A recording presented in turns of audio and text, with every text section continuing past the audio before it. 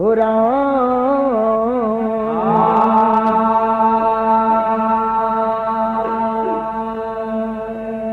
शांति ने बड़ा बढ़िया कज उदास के स्वर में सुनल जाला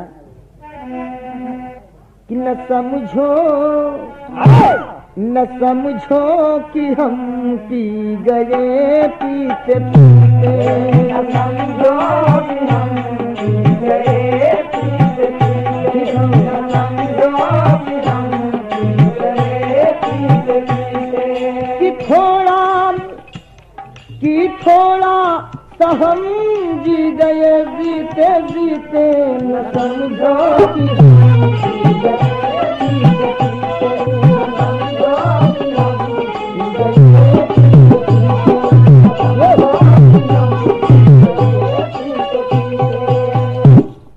रहल गजल के नमूना भगवान विष्णु से जाके कहलन है, का कहलन है कि क्या जीवन सरकार एक थे बात हम जानल चाहते हैं, क्या कहलन कि क्या जीवन हमारा कुंवारा रहेगा, जीवन हमारा कुंवारा रहेगा, क्या जीवन हमारा कुंवारा रहेगा, ये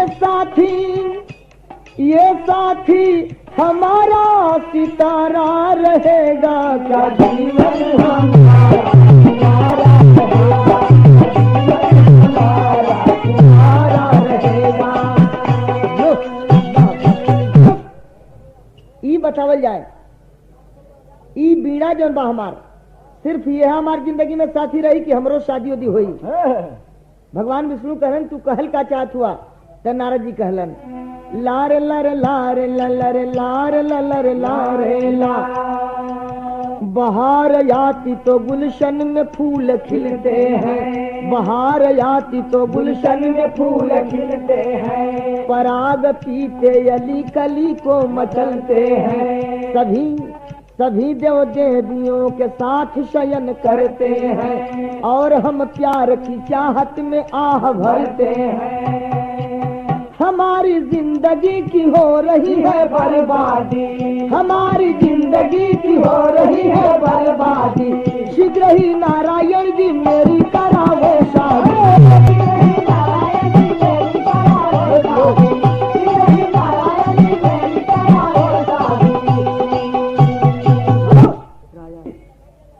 कहले नारद जी की एक काम बा कि हमरो शादी करावा, ऐसा ही रणुहा का जीवन हमार ना बीते, हमरो शादी होई तो ठीक बा, नहीं हमार बात ना मन बान इतना जानिला कि नहीं तो बगावत काम, अरे नहीं तो बगावत का नारा रहेगा, क्या जीवन नारा रहेगा,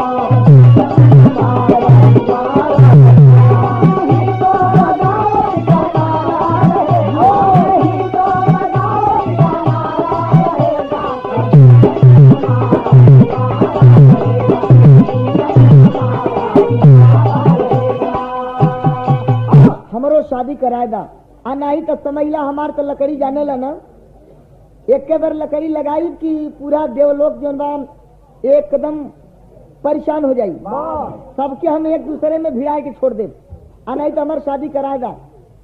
भगवान विष्णु जब ये बात सुनलन है, जिज्ञासा कमलेश जान के कहन लगे मुस्का कर, चले जाइए मृत्यु लोक में जहाँ व्यास सरोवर, कहलन है भगवान विष्णु की एक काम करा, तो है शादी करे के हो ना या ए बाबूजी लोक में व्यास सरोवर पर, नारद जी कहलन कि व्यास सरोवर पर जाई तो का हुई, तो कहलन कि इंद्रलोक की सभी अप्सरा, इंद्रलोक की सभी अप्सरा नित्य सुबह में आती, जल किलोल करती आपस में मध्य तड़ाग नहाती।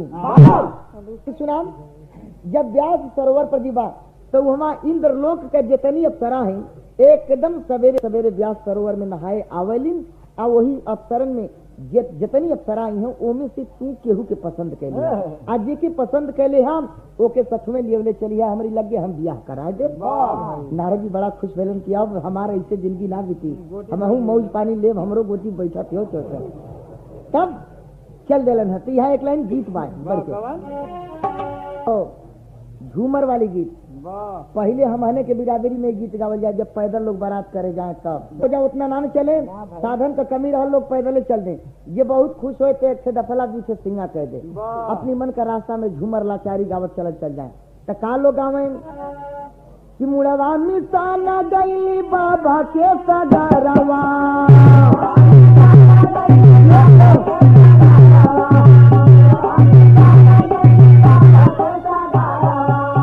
दफले वाला ताल चले बेटा तो है कि मुड़वा मिसाना गईली बाबा के सगरवा,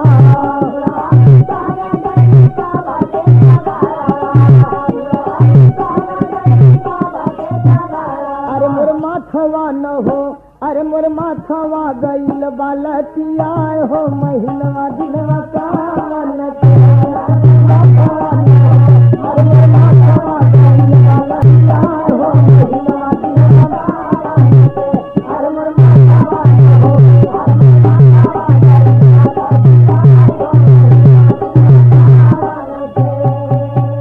ई देलन है।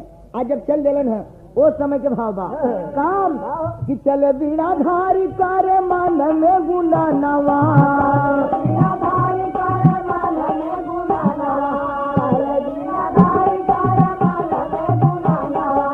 चले बीड़ा धारी करे मन में गुला नवा,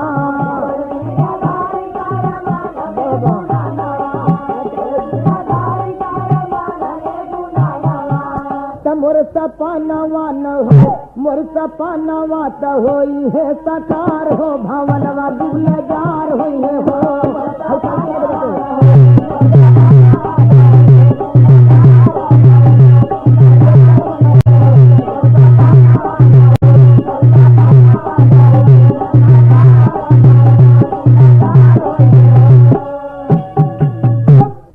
गैलन है कहा व्यास सरोवर पर, आपन सितारा तेरत नारायण नारायण करत पहुंच गए व्यास सरोवर पर। आप व्यास सरोवर पर जाके कैलन है काम कि व्यास सरोवर गईले तेरत सितारा,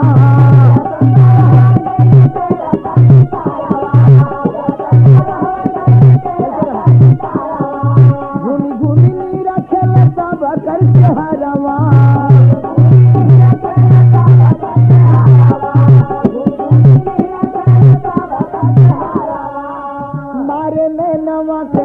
मारे में नवा के बाबा बार बार की गोरी से कौनो प्यार होई है हो,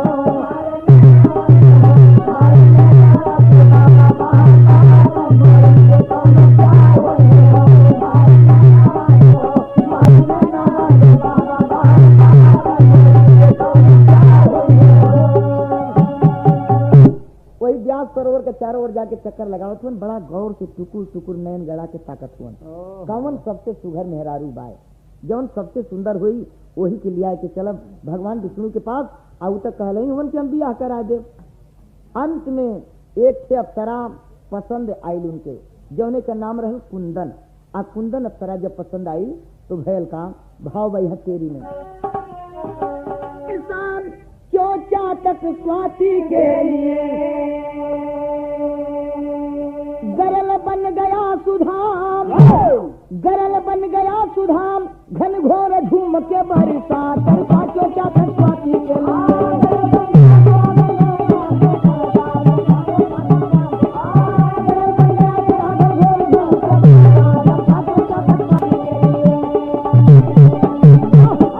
बाबूजी यहाँ छंद में थोड़ी सी कारीगरी बा, ई कपाट बंद छंद हो, हर कपाट जन बा एकर डबल कैद हो, ककहरा रो और ककहरा के साथ बंदिश बा, और हर छंद की एक एक लाइन में जन बा ई छंद के एक एक लाइन में 12 अंग पहिए रक। तो कहना बा कि रोके राही ना विकार रुख रति का निखार, रोके राही ना विकार रुख रति का निखार, रागी राग दिगार राघवेंद्री घरी, रुचि रही ज्ञान चररी छड़ी करती छर, राज में रनी नजर रिझनारी पर घरी, रटे दादू रटर रूठे रूप पे हठर, रिडाट रही थी निडर उड़वादी ना धरी, रित प्रीत को कतर, रित प्रीत को कतर रथरो कारे थर रौद प्रेम दर दर राधा रानी ना धरी,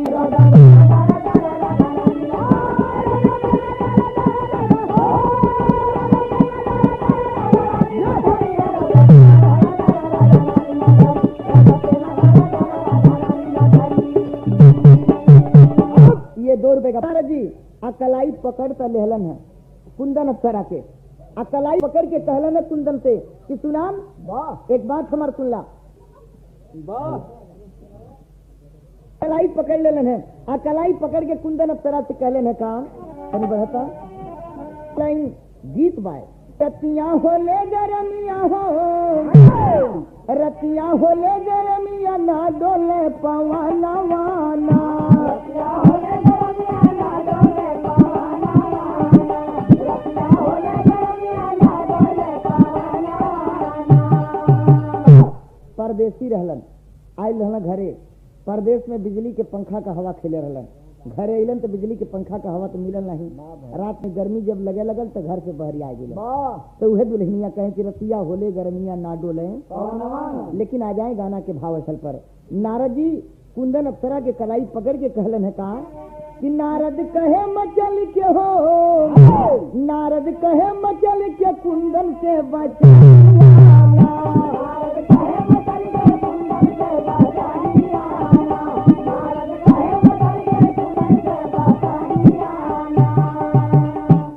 कहलन है काम कि धैल नरनी कलाई, धैल नरनी कलाई हमसे कैला तू सगाई, हमसे कैला तू सगाई, हमसे कैला तू सगाई, भेजे हमें यहाँ सरवर पर सुख दरियाना। हे आयल है तो के लिया के चलब भगवान विष्णु के पास, हमसे तुहार बियाह होई, तू हमार दुल्हन बनबू, हम तुहार दुल्हा बनब।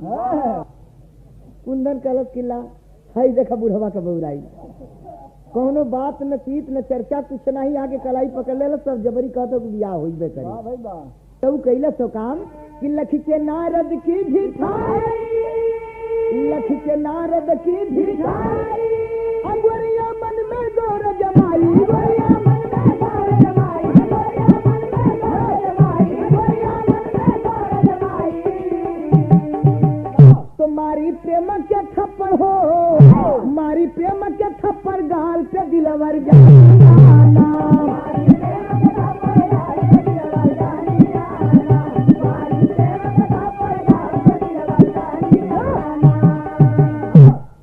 नारद जी कई तमाशा देख के कुंदन नाम का अप्सरा धीरे से उनकी गलवा पर प्रेम का चटकन लगावलक, भूसा मरले, हाँ भयंकर प्रेम देखा, भूसा मरले रही खिसिया के तब नारद जी का भूसा बहरियाई दे रहे, तू प्रेम का चटकन लगावलस गाले पर, आप प्रेम का चटकन लगाए कि कलश की ठीक हो, एक बात सुन ला, हम तो उसे शादी जरूर करब मगर एक थे हमार बात सुन ला, कहले कहा कि लजियो नाम आवे तो के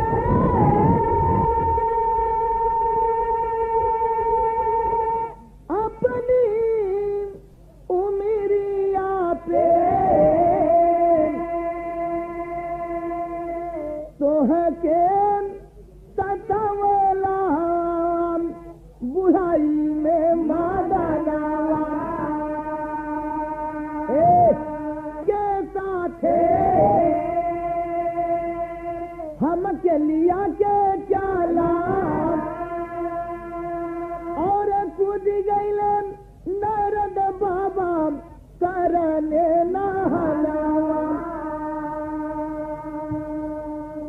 कलश की ठीक हो हम शादी करब, इतनी नहीं सोचता तोहार उम्र का बा हमार उम्र का बा, ये जोड़ी कैसे बैठी जानत हुआ, मैं तोहर बार कम देखते हैं कि धुरिया गई बा, एकदम चेहरा धुरिया गई बा, एक काम करे पोखरवा में नहाला, व्यास सरोवर में नहाला और नहा के चल चला चौचक तनी अपन सौदा उदा बना ला।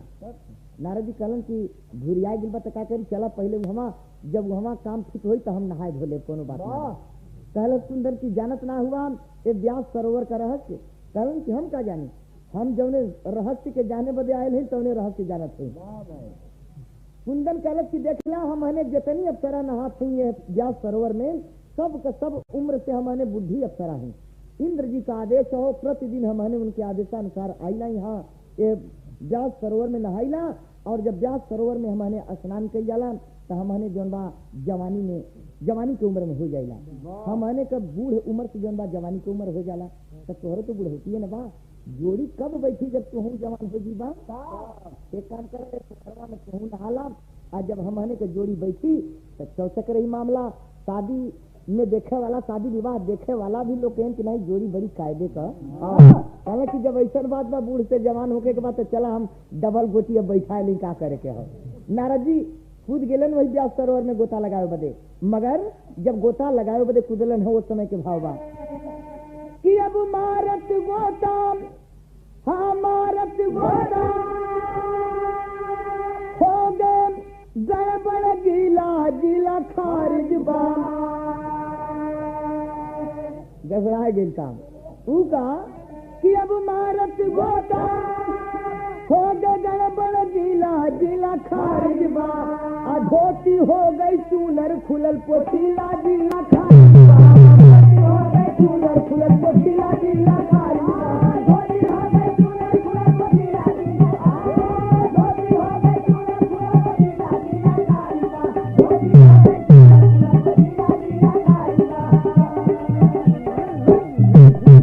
ये भी जब गोता लगौलन है तो धोती हो गई चुनर खुलल पोतीला जिला, धोती चुनरी में बदल गई। ऊ का कि नई नवेली बने सुंदरी, नई नवेली बने सुंदरी, नारद मुनिवर ज्ञानी हो। आ चेहरा पवलन क्या न सरीखा, पानी चढ़ई जवानी हो। अब सीना पर, अरे सीना पर दो अनार जैसे तीला जिला खारिज बा। आ पेट फार्म पर लगल बराबर सीला जिला खारिज बा। एकदम सुर हो आना जौन बा नारद जी औरत हो गई। ऊपर जब सीना पर हाथ गई, जब उबड़ खाबड़ लगल तो शंका में पड़ गई कि अरे ये बात का बा। छोट छोट बार रहल देखते हैं तो बरवा लटक के कमर तक चली आई बा। जब सामने हाथ गई तब और शंका हो गई। असली जगह पर जब हाथ गई तो एकदम प्लेटफार्म साफ। नारद जी वही सरोवर में झंखत हुवन, वही सरोवर में झंखत हुवन कि अब का हुई जितनी अप्सरा रहलीन ऊ सब का सब गायब। नारद जी अकेले वही सरोवर में झंखत हुवन। मगर वही समय भयल का कि उसी समय में अश्वपति राजा वहां पे अइले हो। राजा अश्वपति घोड़ा पर बैठ के शिकार करे बदे गेले हलन। नजर पड़ गई हसीना पर तो का जाने कि नारद जी होनी कलाई पकड़ के और बहरिया देहलन, पकड़ के बहरिया देलन है। नारद जी अपन कुनमुनाथ होवन छुड़ावल चाहत होवन कलाई, लेकिन कहलन कि नहीं, घोड़ा पर बैठवलन लेके चल देहलन। महल में अइलन तो रोज रोज एक थे उनकर दाढ़ी बनावे बदे नाई आवे। ऊ नाऊ जब आइल देखलस कि आज नया चेहरा दरबार में लौकत बा। पूछ जलस राजा अश्वपति से कि सरकार नया चेहरा आज लौकत हो। कहलन कि हाँ गए नहीं जंगल में शिकार कर बदे ऐसे सरोवर के किनारे ही हसीना मिल गई, ले चलिए नहीं। नौआ कहलस कि सरकार आज तक हमहू रणुभे के जिंदगी बितावत, एक काम कह देता है आपके तो जहाँ चाहवा तहाँ औरत मिल जाई, ये औरतिया के हमें दे देता तो हमारो जिंदगी बड़ा सुख से कट जाता। कहले कि ले जो दे दे राजा अश्वपति नौआ के। भयल का कि उसी समय में अश्वपति राजा वहां पर अइले हो। रहा कुंवारा नाऊन का नारी वो के दिहले हो। तब दुल्हन पाके नौआ, हाँ दुल्हन पाके नौआ बनल रंगीला जिला खारिज बा। लगल छहाव सागर गहरीला जिला खारिज बा। गहरीला जिला खारिज बा।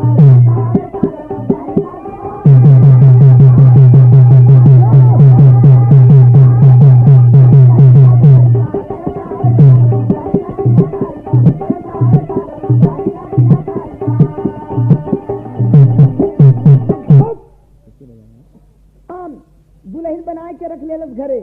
कुछ दिन बीतला, कुछ दिने के बाद भैल का के बिताम, अब बिताम समय कुछ पति पत्नी में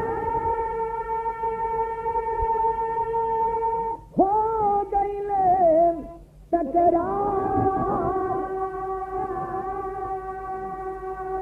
जान गवाने नारद पहुंचे व्यास सरोवर यार। कुछ दिन बीतल, आ कुछ दिन बीतले के बाद मर्द मेहरारू में हो गई झगड़ा। नौआ से झगड़ा कह के नारद जी घर से बहरिया गिलन। सोचतवन कि चला हेमन अब इससे बढ़िया बात कि अपन जनमय हम दे जनमय गंवाए दें। चल देहलन व्यास सरोवर पर पहुंचलन। आ सोचलन कि अब जौन बाम यही सरोवर में डूब के अपन जान दे दें। गोता मारत के भयल का कि गोता मारत मर्द बने मुनि देखत आंख पसार, तो तराज के तट पर ही पाए अपना साज सितार। ओहर तो कुछ दिन गुजरा रहल, आए हर भगवान का माया देखे कुछ पल गुजरा रहल, कुछ पल गुजरा रहल और कई दिन गुजर गए रहल। नतीजा का भैल, जब गोता लगौलन है नारद जी दोबारा व्यास सरोवर में, औरत से फिर मर्द हो गिलन। आज जब मर्द हो गिलन, चारों ओर निगाह दौड़ा के देखलन तो वही सरोवर के किनारे पर उनकर सरनी सितार जौन सितारा बाय रखल बा। नारद जी उठा लेन सितारा, कहन कि भगोरे हवा खराब हो फिर गड़बड़ न हो जाए। सितारा उठा के चल देहलन।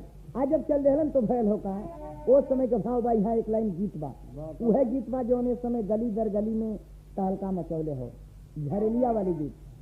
गीत के नमूना बा कि हाथ में मेहंदी मान से नुरवा, अब हाथ में मेहंदी मान से नूर बर्बाद कजरवा हो गई हो, बर्बाद कजरवा हो गई हो, बर्बाद कजरवा हो गई हो।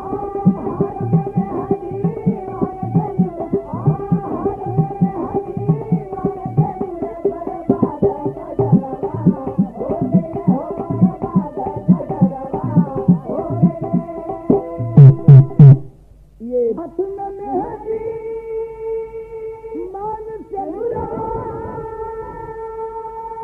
बर्बाद कजरवा हो गई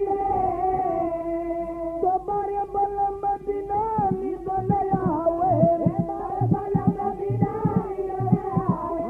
बारे बल मदीना करवत मा सवेरवा हो गई हो,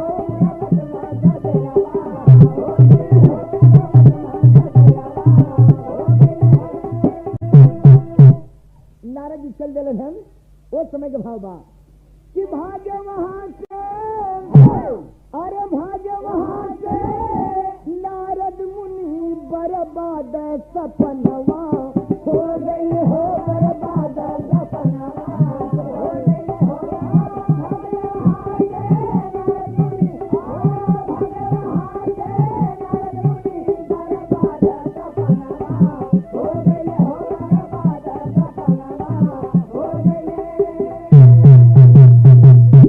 रास्ता जंगल वाला पकड़ ले जाते हैं नारद जी, कहीं ऐसा न हो कि जौन अप्सराम हमें छोड़ के भागल नहीं, कहीं जंगल में छिपल न हो, आ कहीं देख न ले, काम गड़बड़ा जी, फिर पकड़ के कहीं गोता लगवा देनी तो जबरी एकदम पारी तो फिर गड़बड़ा जी।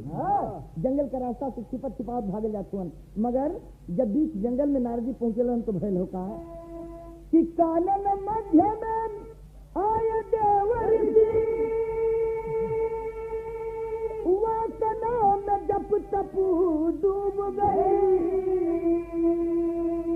अब वासना में जप तपू डूब गई तो करत भोग गंधर्वा ऋषि हो, अरे करत भोग गंधर्वा मेरू बाबा से मिलनवा हो गई हो, बाबा से मिलनवा हो गई हो।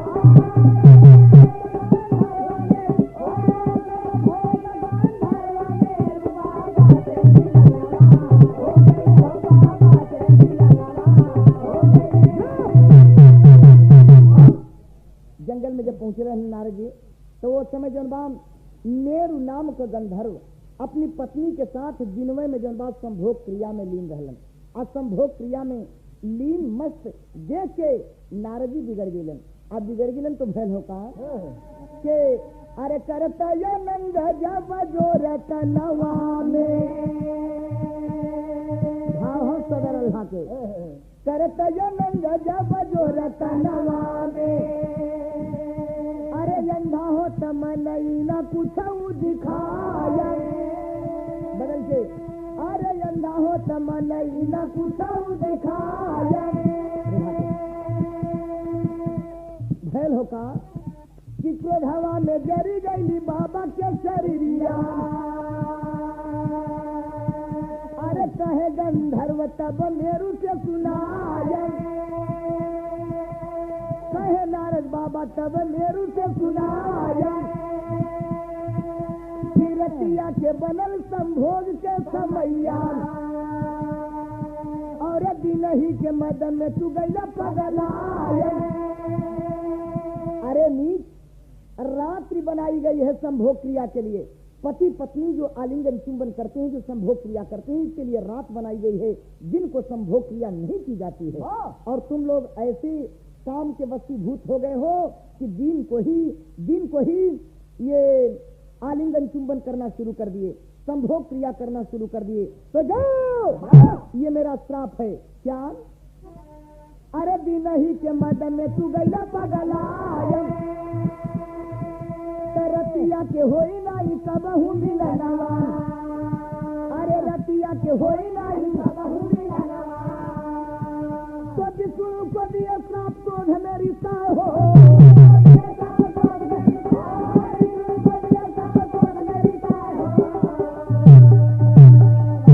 कि जैसे तू नारी बदे हम के रोवला। अरे जैसे तू नारी बदे हम के रोवला, नारी बदे घुमा बाबी पिन में भी लखाया। तब चरले से तारी, अरे चरले से तारी नहीं हमारी बचनिया। अगला जन्म में श्राप लागू हो जाए।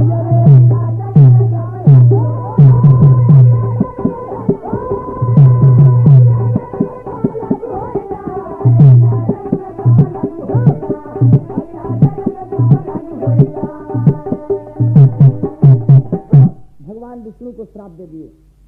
मेरु नाम के गंधर्व दोनों प्राणी के श्राप दे दे कि जाम दिन के ही तुलोगन संभोग क्रिया में लीन रहला, रात के भुलाए गिला। तर रात के आज के बाद तुलोगन के फिर रात में मिलन कब्बू न हुई। अब भगवान विष्णु के श्राप देहलन कि जैसे औरत खातिर के, नारी खातिर के, पत्नी खातिर के हमें रोवला जंगल में, वैसे ठीक तुहू औरत खातिर के जंगल में रुईबा। ये दोनों श्राप अगला जन्म में जाके लागू हुई। भैल का वह बात लागू भैल का कि अब अगला जन्म में, तो अगला जन्म में बात लागू भई। तो मेरू अब मेरू दंपति दोनों भैले आके चटवा चटई।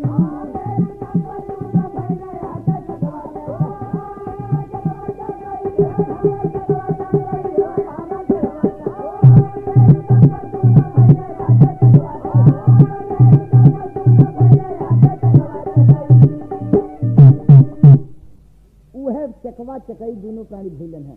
भैल हो का कि प्रेमालाप करते दोनों जब तक रहता दिन मान हो, और निशा मध्य में दोनों प्राणी हो जाते परेशान हो। तो विष्णु भैले राम, रावण भैले मुरई, मेरु दंपति दोनों भैले जाके चकवा चकई। वही भगवान विष्णु अगले जन्म में राम के रूप में अवतरित होते हैं। और जब रावण दुश्मन हुआ तो हुआ क्या कि उसी श्राप को लेकर राम जी विपिन मध्य में ढोए हो, और किया हरण सीता का रावण नार विरह में रोए हो। तो ऋषि मुनियों की बारी, अरे ऋषि मुनियों की बारी कभी खाली ना गई। तो मेरू दंपति दोनों भैया जाके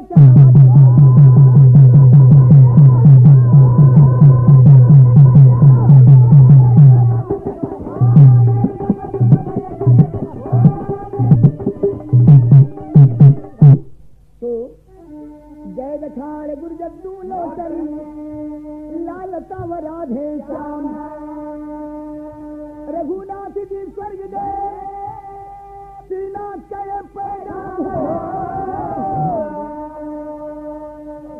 अब तरसान चौथा तक स्वाति के लिए, तो शिवधर परशुराम कविता का लिए मदरसा तरसा के